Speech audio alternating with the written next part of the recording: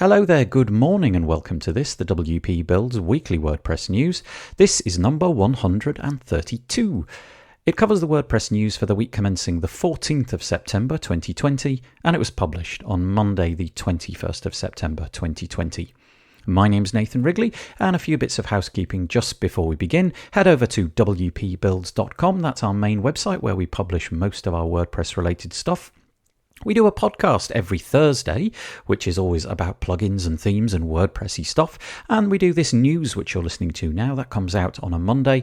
Later on today, 2 p.m. UK time, you'll be able to find us live in the WP Builds Facebook group, or you could go to wpbuilds.com/live. We'll be joined this week by Paul Lacey and Bernard Greneau as we talk over the things that I'm about to speak to you about now. If you want to join our Facebook group, you can do that on our subscribe page, wpbuilds.com/subscribe.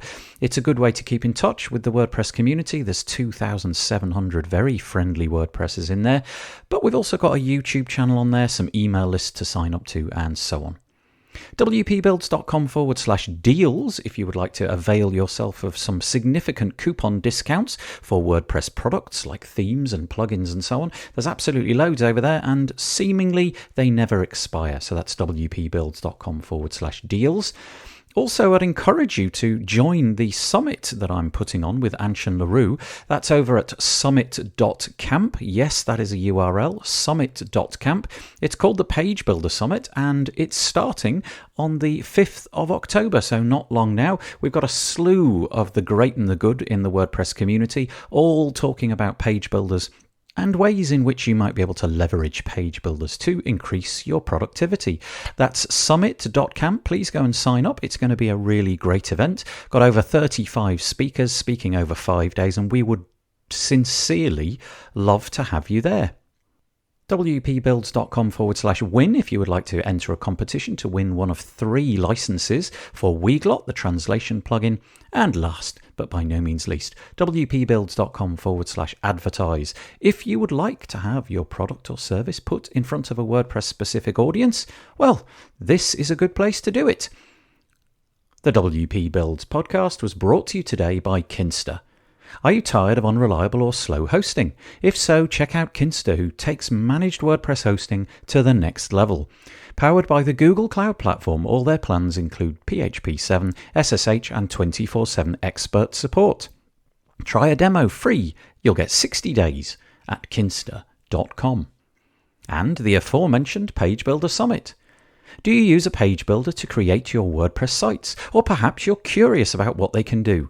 Whether it's Elementor, Beaver Builder, Gutenberg, Breezy, Oxygen, or any of the other page builders, the Page Builder Summit will have something for you. It's running from the 5th to the 9th of October, and you can check out the amazing speaker list and get your free place at summit.camp. Okie dokie, let's get on with the WordPress news, shall we? Each week we divide our WordPress news up into different sections, and as always the first section is WordPress Core. This is a nice one. It's Sarah Gooding writing in WP Tavern, an article entitled Gutenberg 9.0 brings major improvements to navigation screen and query block. This looks really nice. So if you haven't played too much, you're going to have to enable the option to see experiments in Gutenberg. But if you do that, you're going to be able to fiddle with the new navigation block, and this is a way of creating, well, menus and navigations for your WordPress website. It's all done in the block editor. It looks really nice. You've got drag and drop options. So the takeaways are new header and toolbar components, manage locations has been rewritten and is now a popover. Add new form has been rewritten and now appears inline in the toolbar, and you can automatically add pages with a checkbox, and a delete menu button has been rewritten and now appears in the block inspector. All in all, it looks really nice. It's very intuitive. It's still, as we say, in the experimental stage, but it really is starting to take shape, and very soon you'll be able to do all of this inside a very intuitive interface. The other thing which is also being included is the query block. This is another main focus for this release of Gutenberg 9.0, and it's taking a really big leap forward. You can search, you can filter by author, there's support for order by date or title, and there's support for tags as well. Test it locally. You'll have to enable the experimental enable full site editing flag, since it requires that in order to be displayed. But it looks really nice, a really, again, intuitive block-based way of having people order and search and filter through your WordPress posts in this case. Another thing to say is that there's been included in the UI, the little the bar that you invoke when you go into a block, the option to drag that block has now been included. Previously we only had little up and down arrows. It was actually possible to move things by dragging, but there was no indication in the UI. Now there's 6 little dots which you can drag. It's the same sort of UI component that you've seen all over the place for dragging, and that's really nice. So really good. The release also removes the Facebook and Instagram blocks from the inserter, as Facebook will be dropping unauthenticated OEmbed support, but we'll find out more about that later. The second and final piece in the WordPress core section is still on WP Tavern, just in Tadlock with a piece, Gutenberg's custom spacing should be theme controlled. And again, this is related to Gutenberg 9.0, which we just talked about. So this is to say that really Justin is advocating for the fact that although he probably didn't think so at some points in the past, he thinks the option to add in custom spacing should be allowed within the block editor. And the reason for that is that if the block editor as it currently exists is adding in inline styles, let's say it's adding some spacing of 20 pixels or something, and that's added in an inline way, then really we need the ability to modify this. And as WordPress is moving away from simply a platform for creating content, you kind of set the theme up, stop worrying about it, and then just create content. If it's going to be more of a design tool, so you'll be able to create designs with the new theme features which are coming down the road, then it just makes sense to surface these somewhere in a visible and customizable UI. I completely agree. There's a lot more to this than meets the eye. Go and read Justin's article, because he talks about the different thoughts that are at play here and why these permutations need to be given some consideration. But it's a really nice piece. It'll only take you a minute or two to read. Our next section is called WordPress Community, and we're back with Sarah Gooding on WP Tavern. WordPress themes directory adds new delist status for non-compliant themes. So this is an important step forward, and it just goes to show how the WordPress community can respond to things that happen and respond fairly quickly. A few weeks ago, August, the Astra theme was suspended for violations which we covered in previous news episodes. But the problem was the theme team at that time didn't really have the correct tools to make a theme delisted, and there is a difference here. They only had the option really to take it out of the theme directory. And the problem with that is that with a theme such as Astra, which has over 1 million installs, that means that you can no longer supply updates. And so, for example, if there was a security problem, then that security problem would have existed in all of those installs until such times as it was restored in the WordPress.org theme repository. Now we have an option simply to kind of remove it, to desurface it from being listed. So it'll still be there. If you have an install of it, it will still be able to receive updates, but you won't be able to sort of go out and find it through the theme directory. I'm guessing that if you've got the URL to hand, you will still be able to find it. But the way it works is this: delist is only available from a published state, so a theme has to be already published. Relist will set it back to being published, and delisted themes are excluded from site search. So like I say, it can't be found. The guys over at ThemeIsle fell foul of this. They had a 5-month suspension, and it really, according to the article, hit their revenue hard. I think they took a 63% decline in the company's revenue for that particular theme. I'm guessing they had some sort of premium option on top. But so this seems like a good way of kind of telling off themes that disobey the rules, but without completely ruining it for all of the people who are using those themes. So a nice piece. The next piece I've got for you, there are actually 2 links. There's one to the main article and there's one to a WP Tavern article.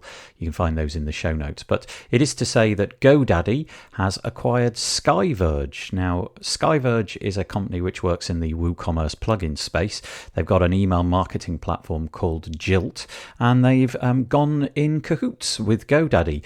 They say on their piece, which is the main link in the website, that they've made a commitment that they're going to make the software so that you can still depend on it. They see that there's a lot of similarity between what GoDaddy see as the future of e-commerce and what they see as the future of e-commerce. And they'll be building out some new stuff, but they're committed to the support of their existing software lineup. Justin Tadlock, on his article on WP Tavern, makes the point that the company, as of the end of 2019, were bringing in $350,000 per month. So enormously successful product line. And we'll just have to see where this goes. But SkyVerge, if you're using any of their products, the most notable being the WooCommerce stuff and Jilt, then you will have a new custodian for that. But hopefully things will stay pretty much as they are. For fear of getting involved in a controversy, I'm going to drop this piece and then firmly walk away from it. It is an article on WP Tavern. Sarah Gooding has two pieces. One is a rebuttal from Matt Mullenweg, and one is the original one. First, this one. Matt Mullenweg and Jamstack community square off, making long-term bets on the predominant architecture for the web. And then in the show notes, you can find Matt Mullenweg clarifies Jamstack remarks. So both articles written by Sarah Gooding. So it is to say that over the past 2 weeks, Matt Mullenweg and the Jamstack community have seemingly come out in all-out rivalry against each other. Mullenweg said the usability and functionality of Jamstack is actually lower. Even rebuilding sites in Jamstack harkens back to the movable type days, where the bigger your site gets, the slower it is to rebuild or update templates. His idea is you have to get a bunch of rival services and pin them together, and it costs lots of money, whereas he's saying that you could stick a WordPress install onto some cheap hosting and basically get something which is much more resilient. Clearly, the people who are involved in Jamstack think this is not the case. They feel that they're in that moment where WordPress was maybe 12 years ago or something, where it was in the ascendancy, but nobody kind of knew it at the time. It was just one of many options. And that's where they feel Jamstack is at the moment. They feel that it's growing. And people can rely on it. It's got an architecture which is strong and resilient, and people are laughing at it at the moment, but that just means that they're bound to win in the future. Anyway, you can decide. If you know anything about Jamstack, you'll probably have an opinion on this. Go and read the article. It's quite a long read. It's probably going to take you about 20 minutes to go through it all, but it's definitely worth a look. Many opinions expressed from both sides. I know that there are WordPress meetups all over the place happening, but I just thought I'd lend my support to my local one, WordPress Leeds Online. If you want to click on the link in the show notes, you'll be able to join people. It's happening tomorrow, so Tuesday the 22nd of September, 5:30 p.m. UK time to 6:30 p.m. It's about support automation, and the talk is going to be given by David Artis, who is a support engineer and hiring lead for WordPress VIP team at Automatic. So certainly one worth promoting. It's a shame that we can't go there in real life and hang out in the real world, but online is what we've got for now. This one may very well affect you. It might be worth listening out for this one. Sarah Gooding, WP Tavern. Upcoming API change will break Facebook and Instagram O-embed links across the web beginning the 24th of October. And I quote, "In an extraordinarily inconvenient API change, Facebook and Instagram will be dropping unauthenticated O-embed support on the 24th of October, breaking content across millions of websites. The change will force users to generate an app ID with a developer account in order to continue embedding links via O-embed." Now, I confess this is not something that I've been doing, but I know that a lot of people have posted millions of pieces of content in this manner, and it's all going to basically just disappear. The problem, I suppose, that many people foresee is that requiring a developer account gives Facebook, I guess, some insight into what you're posting in a way that never used to be the case, and it just feels like the walls around the walled garden of Facebook and Instagram just get bigger and higher and stronger all the time. So I don't know what you think about this, whether or not you're going to bow to Facebook in this one and go and get the developer account and make it all work, or whether you're just going to go and try and fix up all the stuff that will be broken. But yeah, it does feel a little bit strange having to report this. It would be nice if these standards, which were created many years ago, which were for the open web, fetching things based upon a URL and, not having everything behind, for want of a better word, a paywall. That's not the right word, is it? But you get the point. It just seems that this is a bit of a regression, really. Okay, plugins, themes and blocks next. I've only got two pieces for you this week. The first one is a significant update to Toolset. Toolset blocks 1.3, WooCommerce, post relationships, WPML and more. It is genuinely going to be impossible for me to iterate through all of the things that Amir Helzer from Toolset mentions in this article, but there is an awful lot of improvements. The headlines are WooCommerce blocks for Toolset. You can now customize a great deal of what happens in WooCommerce directly through the block editor with Toolset. You've got native styling for WooCommerce blocks. You can now implement views for related products, upsells and cross-sells. There's also a lot of work been done on post relationships, so the ability to select related content in views, displaying fields of related content, and they've also, as I said, right at the top, they've got some simple WPML integrations as well, translating views, templates and archives, translating forms and multilingual sites with post relationships. I could probably spend 15 minutes just on this one. There's really a lot in there. There's a lot that I haven't mentioned, and so the best thing I would say is if you're a Toolset user and you want to go and check it out, click on the link in the show notes. iThemes Security has had a banned user feature for quite a while, and this is the ability to ban hosts or IP addresses from using your WordPress website. Perhaps they've been involved in a denial of service attack or something like that. But they've now added a little card to the WordPress dashboard. Well, I say WordPress dashboard, I mean their own security dashboard, which enables you to see at a glance all of the information that you want about banned users. So, for example, you can do things like filter banned IP addresses, search for an IP address that is in the banned list. You can look for banned host lists, you can search for selected IP options, and you can also add little notes, which is a new feature. And of course, you can add your own ban should you decide that something is not quite right with let's say, for example, an IP address or something like that. So basically, this is a new little card that you can surface in their security dashboard, which might make this sort of task a little bit easier. Okay, deals news now. We've got a few new deals for you this week. As always, go and check out the deals page, wpbuilds.com/deals. It's a bit like Black Friday, but every day of the week. It's a searchable, filterable list of deals and their coupon codes. But we have some new ones for you this week, particularly around Kadence. Kadence Theme Pro Lifetime deal is currently on, starting at $129. You can also get Kadence Membership Lifetime, so that gives you access to everything that Kadence do. This does seem like a really compelling offer. It's $389 and it gives you lifetime access to absolutely everything that they do. The previous one was lifetime access to the Theme Pro. Also new, we've got TeliportMe over on AppSumo and another one called HoneyStack. You can check those out. And the rest are repeated from previous weeks. So, for example, it's Stackable, which is a suite of blocks, Cubely, another suite of blocks, and Breezy Cloud and Plugin, and a few others. You can check them out. Please check out the links in the show notes. But yeah, I think the interesting ones for this week are in the Kadence space. Many of you, I know, have been using it and enjoying it rather a lot. Okay, a very light touch on security as always, just to say that over on WordFence we have an article, High Severity Vulnerabilities Patched in Discount Rules for WooCommerce. This is a plugin which has over 40,000 installs, and there seems to be some kind of issue over there. So if that name rings a bell, maybe go and check out this post to see what needs to be done and what might have been done on your website.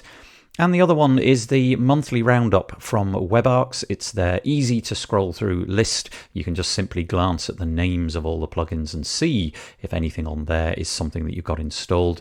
So again, it's a nice, simple to read list. You can check that out by clicking on the link in the show notes. WP Builds, the self-promotional bit. Sorry about the blatant self-promotion, but a couple of things for you this week. I released an episode with Jason Schuller. It was episode number 197, entitled Multiple Domains, One WordPress Install, You Need Landing Kit. If you're an internet marketer, this podcast episode is just gold for you. It's really great because he's invented a plugin whereby instead of setting up a landing page, so one page basically, with an entire WordPress install, which, let's be honest, is a bit faffy. You've got to set up the install, maintain it, put all the plugins in and so on. What his plugin does is it allows you to set up one domain, one WordPress install, and then point domains that you buy toward that install and have one page available from it, which then is from the domain in question. So let's say you bought superdupermarketing.com.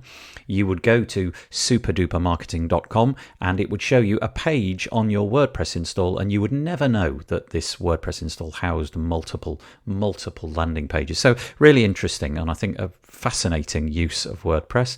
Also to say that on Tuesday last week, I was chatting with Sabrina Zidane. We were talking about plugins and trying to get our plugins from 0 to 10k installs. We're on part 8, as I said, and I've linked in the show notes to the piece. We're going to have another one hopefully this Tuesday, so you can join us for that. That's at the same URL as always, wpbuilds.com/live. Okay, jobs. I've got one for you this week. This is over at ServeBolt. It's a WordPress and WooCommerce support specialist. So if you know your way around WordPress and WooCommerce, they are looking for a job. You should go and click on the link in the show notes to check it out. Okay, we're on the home stretch now, but don't go anywhere because there's always something at the end entitled Not WordPress, but Useful Anyway. I really not entirely sure how useful this next piece is, but I love it anyway. It's over on the BBC. Alligator on gas snaps up Ig-Nobel Prize. So the Ig-Nobel Prize is for science. It's an award to scientists who've carried out some curious but probably not that important research. Well, not important. What I mean by that is it's probably not going to have great benefit for the whole of the world.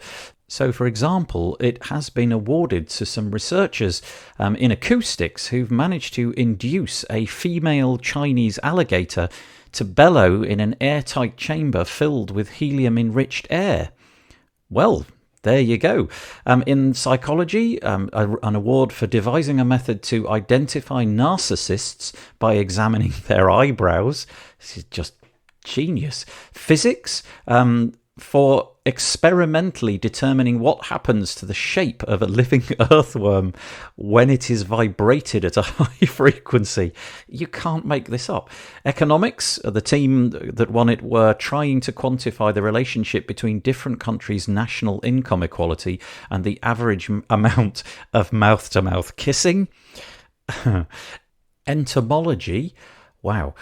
For collecting evidence that many entomologists who are science who study insects are afraid of spiders, which are not insects. In medicine, the diagnosis of the long unrecognized medical condition, misophonia, I think, the distress at hearing other people's chewing sounds, and the list goes on. So just an utterly remarkably ridiculous piece. I just loved it. Go and check it out on the BBC website.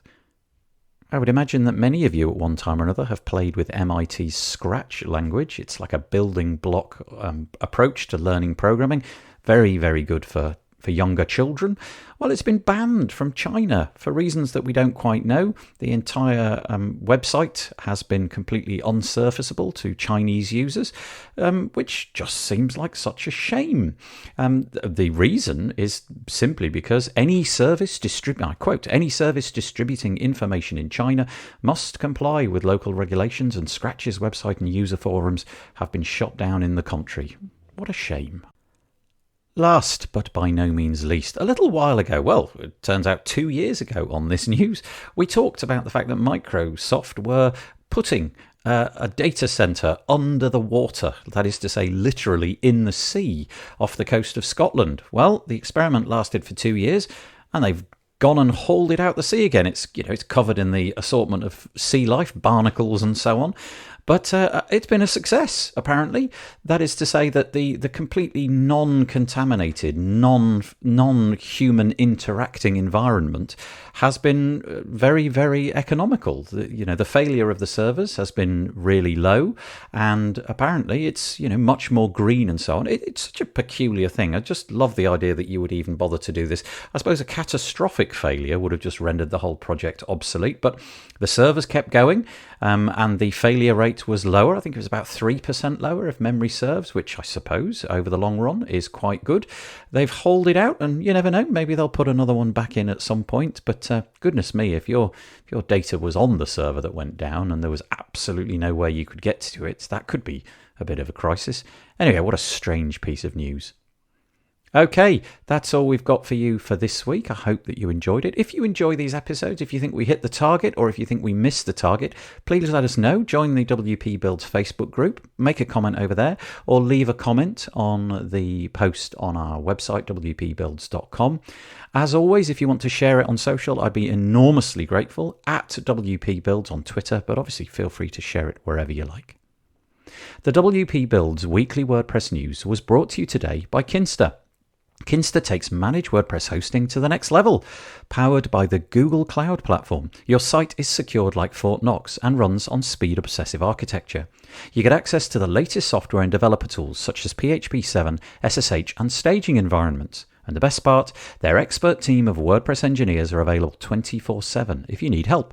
Try a demo free today and get 60 days at kinsta.com.